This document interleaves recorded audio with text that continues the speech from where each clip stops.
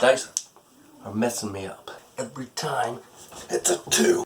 And then I put my settlement on an 8. Never roll an 8.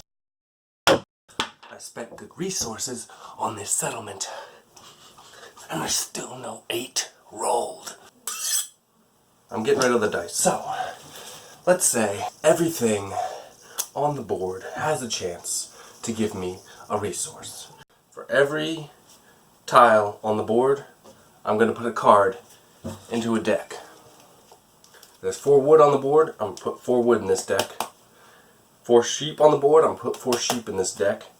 There's only 3 mountains and hills, so I'm only putting 3 clay and ore in the deck. That way, every tile on the board has representation in this deck. We will call this the harvest deck. So on the board, we have 1, 2, 3, 4 wood. So they are numbered 1, 2, 3, and 4, obviously. Now in my deck, I will have wood numbered 1, 2, 3, and 4. Same with all the other resources. I'm going to shuffle them together. I'll have a picture of what these cards look like laid out here. Nailed it. The harvest deck works in rounds. So at the beginning of each player's turn, they will flip over the top card of the harvest deck. Once 12 cards from the 18 card harvest deck have come out, the round ends, you reshuffle the harvest deck and start again. That means there'll be 6 cards every round that do not get used. So even though every card, every tile is likely to be drawn at some point in the game, they're not necessarily drawn each round. So every tile doesn't get production every round. Now that every tile produces each round, that means your settlement may be in a location that's already produced this round. So here we have a settlement on the 4 of wheat, the 2 of ore, and the 2 of wood. All 3 of these have already come out, so this settlement is now in a useless spot for the rest of the round. So the next thing we're going to change in the game is switch settlements to caravans. They will now no longer cost a brick, they will cost wood, wheat, and wool, and they will be able to move along your road or anyone else's road that's connected to your road. So red, now that all 3 resources have been harvested here, red can move along their road to a different spot. They can move next to another caravan, unlike in original Catan where you have to have a space in between. They can also move along the road to somebody else's spot along their road.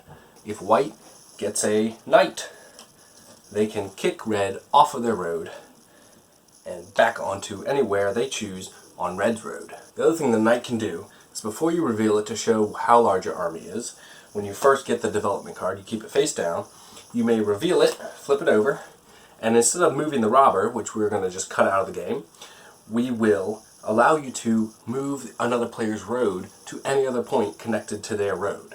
So white will reveal their knight, they'll move red's road that's stuck to their road, and they'll kick it all the way over here. Or actually, let's put it right here, because then it goes into a kind of useless area. So what that does is it prevents red from now traveling onto white's road because there's no road connecting them. Or white may want to build a road here so that they can just expand their territory. You cannot break this road and leave a caravan stranded with no road attached. You have to move a road somewhere else. Every caravan has to have at least one piece of road attached to it so they can move back and forth. You can divide someone's kingdom like this. If you move one of their center roads and then place one of yours in their place, you've now split their kingdom in half. That's a valid strategy. We've got our knights, can reveal to move roads. You can leave them there, and they now allow you to travel other people's roads without fear of being kicked off. And if anyone comes onto your road, you can just say, you don't have to do anything with the knight, you just say, I'm going to use my army, kick your caravan off my road, and steal a resource from you. Given that your settlements are now caravans and can be moved, we're going to remove the brick requirement to build them because you don't build caravans with brick. Instead, since we're removing brick from settlement, we'll add it to roads. You can build a road with a brick and a wood, or with 2 brick. So that makes brick still a valuable resource in the game. So that's the basic butchered version of Catan. You can now move your settlements anywhere along your road. You have a harvest deck to guarantee that every tile on the board is harvested. And you can use your knights to move other people's roads and kick people off of your road and steal a resource from them. Settlers of Catan has just been butchered.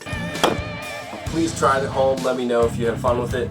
Hopefully it adds some new content, new balance to the game that we've all played 100 times.